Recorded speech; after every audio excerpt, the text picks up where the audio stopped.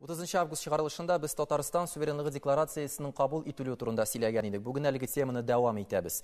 30 август киченең хәл иткеч мизгелләре һәм бу көнгә карата 22 ел узганнан соң кешеләрнең фикерләре. Киләсе видео язмада. СССР төзелә башлаганнан бирле Татарстанның көрәше туктамады. Үзенең статусын автономный республикадан союздаш республикага күтәрү. Татарча сөйләшә башласалар да Николайкой по-своему дип әйтү берни тормыйдыр ул заманда. Татарлар башта татар иҗтимагый үзәге һәм башка оешмалар төзеп, кишле милли хәрәкәт булдырдылар. Һәм шул хәрәкәтнең нәтиҗәсе буларак кына без бу декларациягә барып җиттек. Казан йоклаган. Шаллылар килделәр, ничәдер 100 кеше алып килделәр. Менә 22 ел үтте инде хәзер.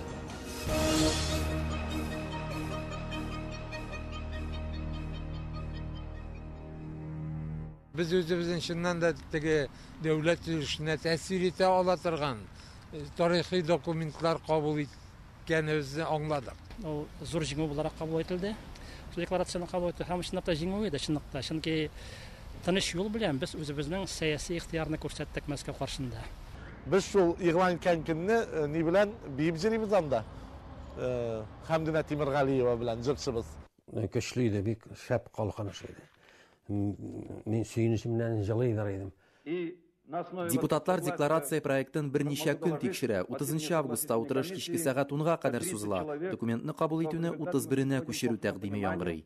Мин сикереп торып микрофонга чыгып, бик катгый рәвештә бу фикерне кире кагу турында тәкъдим кертдем. 31-нә калдырсак иртәнгә. Ул күтәренке атмосфера инде сүрелә. Иртәнгә кадәр сүрелүе мөмкин. Аннан соң ул гына да түгел. Төн буена әле сәяси ситуациядә үзгәрүе мөмкин. Төньяк көнбатыштан әнә теге яктан да ниндидер бер команда килеп төшүе мөмкин. Була бит, мөмкин бит. Турысын гына әйткәндә.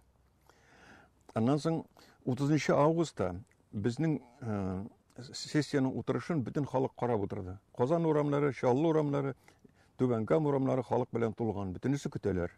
Сәгать 10 булса да көтәләр. Ул вакытта халыкта теге сәяси күтәрелештер булганнан күрә халык андай бергә йөридер. Хәзер халыкны чыгарып булмый бит. Һәр бер сүзне конституциядә бикләнде, ул вакыттан нәрсә юк иде. Халык чыгып, үзенең ихтиярын әйтеп, тормышка ашырганны көтәдер үзенең ихтиярын. Казанлылар үзләре аз булды. Читтән килеп менә автобуслар белән, унар автобус белән читтән килеп теге төрле шәһәрләрдән. Чаллы, Түбәнкама, әлбәттә бик актив булдылар. Allah bağada. İrik maydanı tulgan idi o halk bilen. İğlan itilgenden sonra anda garmınçılarımız da var bitindi. Bu kuramşınlar var idi. Alar garmın oynap, şu bilen biz de biyip gittik, suyunip gittik. Indi bir tamaşa indi. Oldu. Köngüllet olup gitti.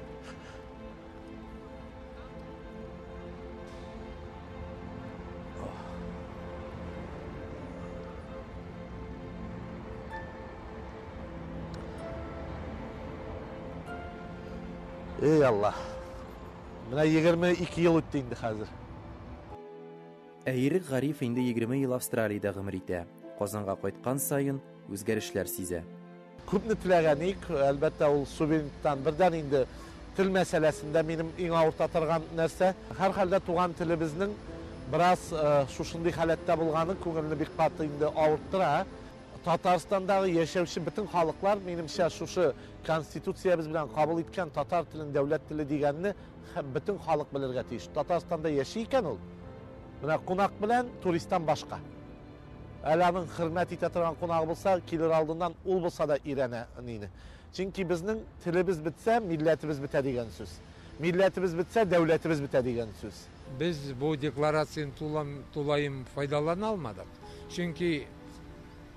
Çünkü vaziyet şunday. Mında kimnidir gayetlerge de tilemim.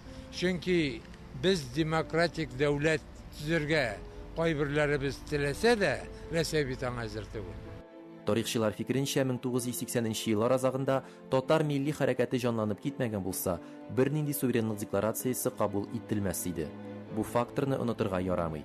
Түбәнкама, Чаллы, Әлмәт шәһәрләренең Казанны ничек итеп хәрәкәткә китерү турында иртәгә татарлар тапшыруында.